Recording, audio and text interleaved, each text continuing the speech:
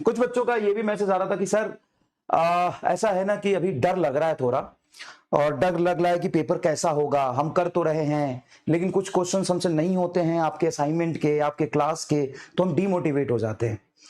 देखो ऐसा है कि यार बहुत बेसिक से पढ़ो, कंसेप्ट को अच्छे से समझो।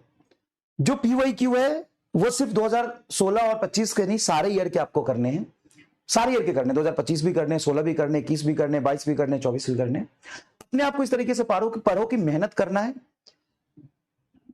40 क्वेश्चन के लिए बहुत अच्छे से प्रिपेयर करना है, चाहे पेपर कैसा भी आ जाए। अगर पेपर इजी आता है तब तो आपको 40 क्वेश्चन करनी है, 40 क्वेश्चन नहीं करोगे तो सिलेक्शन वैसे भी नहीं होगा। पेपर बहुत इजी आ गया तो भी तो 40 क्वेश्चंस करने ही है, बाकी के बहुत इजी है तो 5 और कर लोगे। पेपर बहुत टफ है तो देखो कट ऑफ नीचे गया है, ये क्यों नहीं आपके दिमाग में आ रहा है। पेपर इजी होगा तो कट ऑफ ऊपर होगा, पेपर ऊपर होगा कट ऑफ इजी पर, पेपर टफ होगा तो कट ऑफ नीचे जाएगा।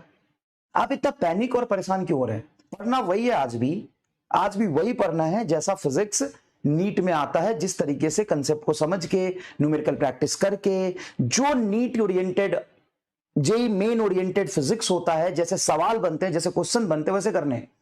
खूब सारे आपको क्वेश्चन प्रैक्टिस करनी है, कंसेप्ट को अच्छे से समझना है, बस वही करना है।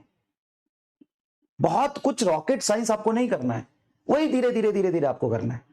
ठीक है, आप पैनिक और परेशान मत होइए, पढ़ाई पर फोकस करिए, क्वेश्चन प्रैक्टिस करिए। अब बात की आती है कि सवाल जो आप क्लास में कराते हो, जो बहुत हाई लेवल के होते हैं, जो जे एडवांस के सवाल आप करा रहे हो, असाइनमेंट में जे एडवांस के सवाल आपने दिए, उसमें से मुझे 10 नहीं हुए तो कोई बात नहीं, जे एडवांस का पेपर भी तो आपको नहीं देना है। और अगर वैसे सवाल आप कर भी लोगे और नीट में आएगा तो क्या कर लोगे?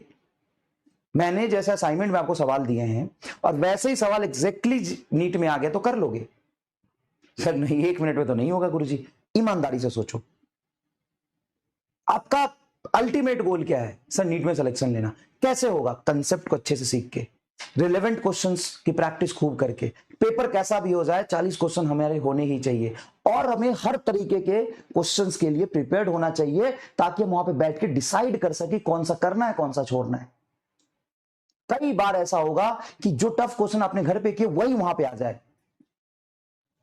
तो अचानक से आपके दिमाग में क्लिक करेगा, क्या पता आप 1 मिनट में कर भी लो। इसीलिए, और नहीं तो उसको छोड़ने हैं। क्या जैसे मैंने असाइनमेंट दिए वैसे ही सवाल 40 आएंगे क्या? नहीं, तो इस बात को समझिए अच्छे से। ठीक है, समझ गए अच्छे से? पैनिक और परेशान नहीं होना, ठीक है? यही स्ट्रेटजी अपनी पढ़ने की रहेगी, एकदम बेसिक से चलेंगे, हर चीज, हर कंसेप्ट, हर फॉर्मूले को भी समझेंगे, फिजिकली भी समझेंगे, ग्राफिकली भी समझेंगे, उस पर सवाल भी करेंगे, नीट के पीवाईक्यू भी पूरा करेंगे, रिलेवेंसी जो नीट के 40 क्वेश्चन क्यों उसको समझेंगे, और जे एडवांस के भी सवाल करेंगे ताकि हमारा एक्सपोजर मिल जाए। ठीक है,